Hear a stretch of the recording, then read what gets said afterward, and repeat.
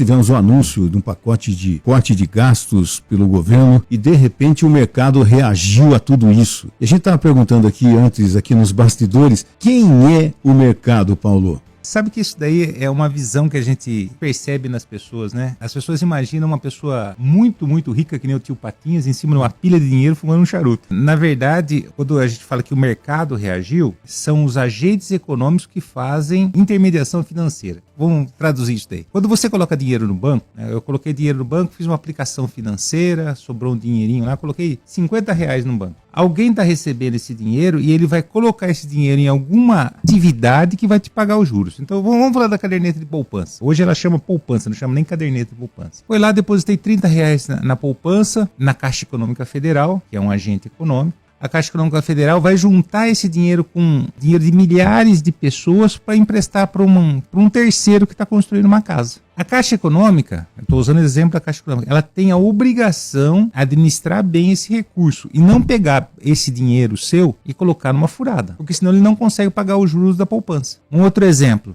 Você pegou um dinheiro e aplicou num CDB, Certificado de Depósito Bancário. O banco prometeu para você pagar uma determinada taxa de juros, alguma coisa assim. Ele vai pegar o seu dinheiro e vai emprestar, vai juntar com de outras pessoas, seguir as regras que o Conselho Monetário Nacional coloca, o Banco Central coloca, e vai emprestar esse dinheiro para alguém comprar um carro. Então, você foi lá no estacionamento, escolheu o carro, falou assim, dá para financiar para mim? Ah, financio, é assim, a taxa de juros é tal, o banco é tal. Está usando o mercado de novo. O mercado é composto por todo mundo que está guardando dinheiro, todo mundo que está tomando dinheiro emprestado e no meio está a intermediação financeira, que é o banco, que é a corretora. Quando a gente fala que o mercado reage mal, são os gestores desses volumes de dinheiro que estão preocupados, porque ele tem dinheiro seu aplicado em contas do governo, por exemplo. Então, quando você coloca o seu dinheiro num fundo de renda fixa DI, o que o banco fez para ele te pagar aqueles juros? Em geral, ele emprestou boa parte daquele dinheiro para o governo federal. Então, o governo federal, ele comprou títulos do Tesouro Nacional, que vai pagar os juros para você e, num determinado momento, vai devolver o dinheiro, o principal, para o banco. Então, ele pegou o dinheiro do cliente para fazer isso daí. Então, ele está com lá bilhões de reais emprestados para o governo,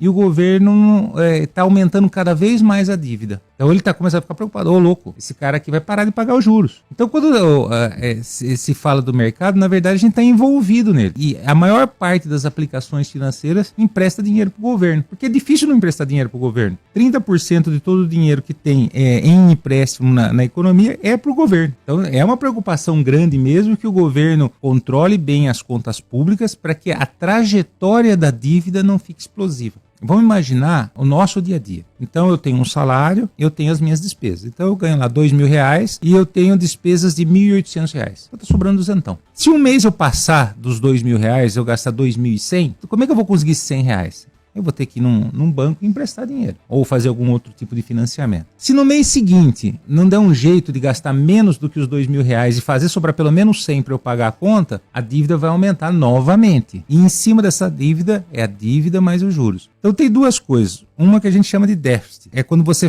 bate dois saldos, né? Receita e despesa. A receita é maior que a despesa, você tem um superávit. A receita é menor do que a despesa, você tem um déficit. Para você cobrir o déficit, você faz uma dívida. Você empresta dinheiro de alguém. Então, a preocupação do mercado é que o governo, ele quer fazer muita coisa e para ele fazer isso daí, ele empresta dinheiro por meio dos títulos públicos. E se ele não tiver, assim, um limite para isso daí, ele pode chegar um momento que o mercado fala assim, não dá mais para emprestar dinheiro para esse camarada aqui, porque eu tenho que pagar meu cliente lá no outro lado da ponta. Então, é isso aí.